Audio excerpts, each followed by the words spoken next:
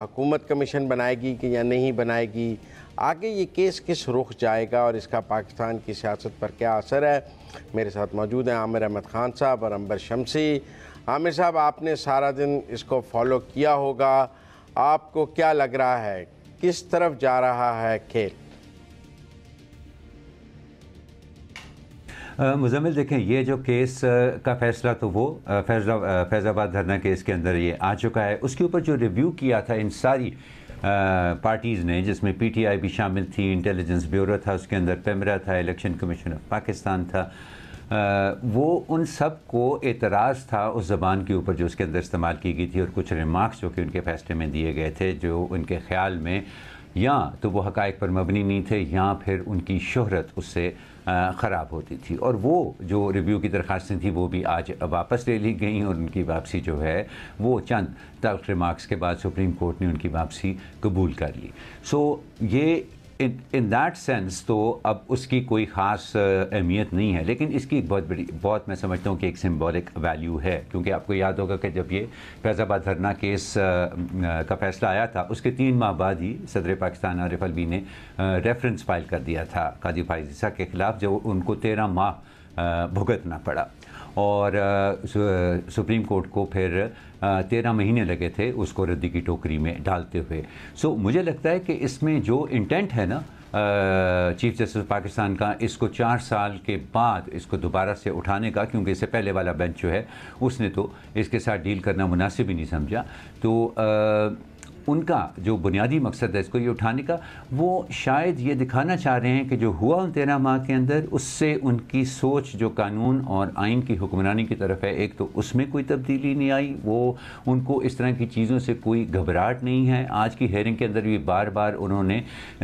سچ کے اوپر جو ہے وہ سارا اپنا زور رکھا کہ بھئی سچ بولنے سے سب ڈرتے کیوں ہیں، یہ کئی دفعہ انہوں نے یہ سوال اٹھایا آج،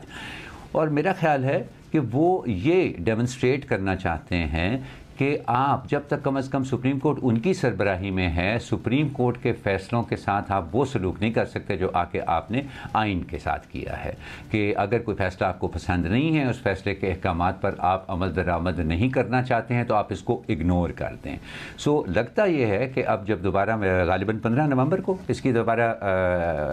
ہیئرنگ وہ ہوگی،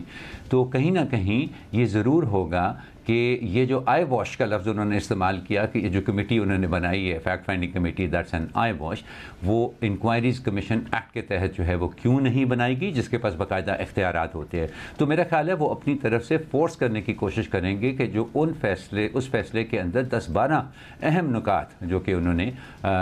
جس کا انہوں نے حکم باقاعدہ جاری کیا تھا، ان کے اوپر کسی نہ کسی حد تک عمل درآمد ضرور ہو۔ جی مزمل۔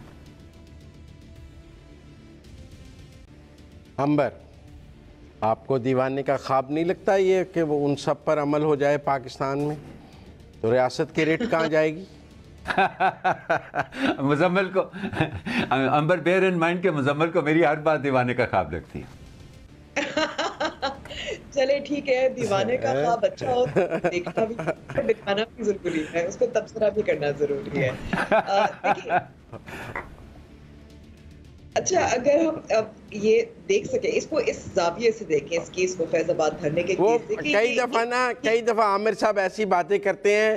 کہ مجھے وہ شعر یاد آتا ہے، میر کتنے سادہ ہیں۔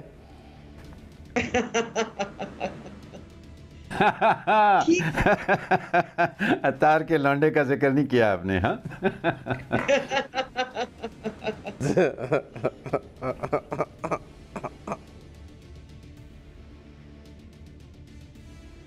اچھا، اب اگر مجھے اجازت ہو۔ جی عنبر۔ جی دیکھیے، ظاہر ہے اس کو میں تو اس زاویے سے اس کیس کو، پرٹیکولر کیس کو دیکھ رہی ہوں کہ یہ ایک قسط نمبر 2 نظر آ رہی ہے، کہ جو کام قاضی فائز عیسیٰ صاحب نے، چیف جسٹس صاحب ہیں، لیکن جب انہوں نے شروع کیا تھا، جب فیصلہ دیا تھا فیض آباد دھرنے کا، اور اس کے بعد جو شور مچا، جو اس کے وسیع نتائج ہمارے سامنے آئے، وہ اب ایک پوز آیا، تعطل، اور اب دوبارہ سے اس کو بحال کیا جا رہا ہے۔ اور میں سمجھتی ہوں کہ جو کردار اس وقت تھے، جن کو ظاہر ہے جو اسپاٹ لائٹ سے دور رہے، جس کو کہہ سکتے ہیں کہ ان کا جو کردار رہا تھا وہ چھپانے کی کوشش کی گئی تھی. ایک ظاہر رولنگ سے صرف ظاہر نہیں ہوتا, وہ عیاں ہوتا. اور یہ بھی ہمیں ظاہر اس پہ ہمیں نظر رکھنے کی ضرورت ہے کہ جسٹس قاضی فائز عیسیٰ کیونکہ انٹرپٹیڈ تھا, جو وہ چاہ رہے تھے کہ اس میں عمل درآمد جس طریقے سے ہو اس فیصلے پر, تو شاید اور بھی آپ کو ان کے ریمارک سے بھی نظر آ رہا ہے کہ شاید اور بھی زیادہ وہ چاہیں گے کہ یہ سارے فیکٹس جو ہیں پبلک کے سامنے بھی آئیں, اور جو انصاف ہونا چاہیے وہ اس کو پائے تکمیل تک لایا جائے. اب ہوگا نہیں ہوگا میرا خیال میں وہ اہم بات نہیں ہے. اس میں مثال کے طور پر آج تو پیمرا کے سابق سربراہ افسر عالم صاحب نے سابق انٹیلیجنس چیف جنرل فیض کے حوالے سے جو باتیں بتائیں وہ بہت بار میڈیا پر بتا چکے ہیں اور وہ ڈھکی چھپی نہیں ہے, لیکن اب یہ کورٹ کے ریکارڈ میں بھی آ جائے گا جو بہت اہم ہے. دوسری طرف جو کمیشن کی بھی بات کی جا رہی ہے, کیونکہ تسلی بخش نہیں تھی حکومت نے جو نوٹیفیکیشن بھی جاری کی تھی, سوال بھی پوچھا گیا تھا کہ کیا واقعی ہے قانون کے تحت, یعنی کہ جو انکوائری کمیشن کا جو قانون ہے اس کے تحت یہ بنائی گئی ہے, تو یہ اس کا کتنی سود مند ہوگی فیکٹ فائنڈنگ مشن یا کمیشن جو ہے, تو اس پہ بھی بھرم نظر آئے تھے اطہر من اللہ صاحب میرے خیال میں. تو بات یہ ہوتی ہے میرے خیال میں کہ جو ڈائریکشن جاری ہے کہ وہ اس دور کے جو کردار تھے جس میں جنرل فیض کا نام ظاہر فی الحال تو سر فہرست ہے, ان کو کسی نہ کسی طرح ظاہر ہے ان کے لیے کچھ قانونی مشکلات یا گھیرا تنگ کیا جائے گا یا ان کا کردار اور مزید سامنے آئے گا. اور میرے خیال میں کہ اتنا بھی فی الحال کافی ہے, کہ ہم امید تو نہیں کر سکتے کہ بالآخر کوئی سزا ہو, اور سزا بھی ہوگی تو کس قسم کی سزا ہوگی یہ بھی سوال بنتا ہے ظاہر ہے. تو ڈائریکشن تو یہی نظر آ رہا ہے. پتہ نہیں آپ کو کیا ڈائریکشن نظر آتی ہے, مجھے تو عجیب سا تسلسل نظر آتا ہے.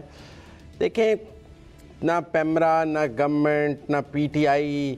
کوئی بھی یہ عدالت کو بتانے کے لیے تیار نہیں تھا کہ انہوں نے ریویو کس کے کہنے پہ فائل کیا اور واپس کس کے کہنے پہ لے رہے ہیں. مثلا آپ سرکاری اداروں کی تو بات چھوڑ دیں کہ سرکاری اداروں نے ریویو فائل کیا اور اب وہ واپس لے رہے ہیں, تو سرکار کے بدلنے سے سرکاری اداروں میں آپ کہہ لیں کہ احکامات بدل جاتے ہیں, نئی سرکار آ جاتی ہے تو نئے احکامات آ جاتے ہیں, نئے چیئرمین پیمرا آ گئے, یا وہ نئے چیئرمین پیمرا نے پرانے چیئرمین پیمرا نے ہی نئی حکومت کی بات مان کر وڈرا کر لیا. تو بات میں کوئی منطق نظر آتی ہے کہ چلیں جی پرانی حکومت جو تھی عمران خان صاحب کی وہ ریویو کرا رہی تھی اور جو نئی حکومت ہے وہ ریویو وڈرا کرا رہی ہے. ایک حد تک یہ بات سمجھ آتی ہے, لیکن تحریک انصاف نے ریویو کیوں فائل کیا اور کیوں واپس لے رہی ہے, مجھے تو اس سوال کا جواب نہیں سمجھ آیا. کہ سیاسی جماعت کی پالیسی میں تو تسلسل ہونا چاہیے. اگر انہوں نے فیض آباد دھرنے کیس کے فیصلے کو غلط مانا تھا, اس کی بنیاد پہ فائز عیسیٰ پر ریفرنس فائل کیا تھا, اس کی بنیاد پر انہوں نے ریویو فائل کیا تھا, تو آج وہ عدالت سے کیوں بھاگ رہے ہیں, وہ واپس کیوں لے رہے ہیں, وہ دم دما کے عدالت سے کیوں بھاگ رہے ہیں کیونکہ وہ آج چیف جسٹس بن گئے ہیں. تو اب ڈر اور خوف پیدا ہو گیا ہے سیاسی جماعت کے اندر, وہ اپنی پالیسی سے بھاگ رہی ہے. پھر مجھے ایک اور بات نہیں سمجھ آئی,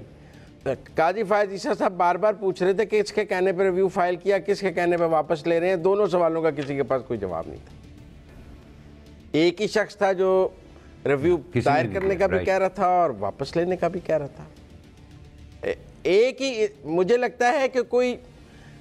کرسی ایک ہی ہے, اس پہ شخص چاہے بدل گیا ہو اس دوران,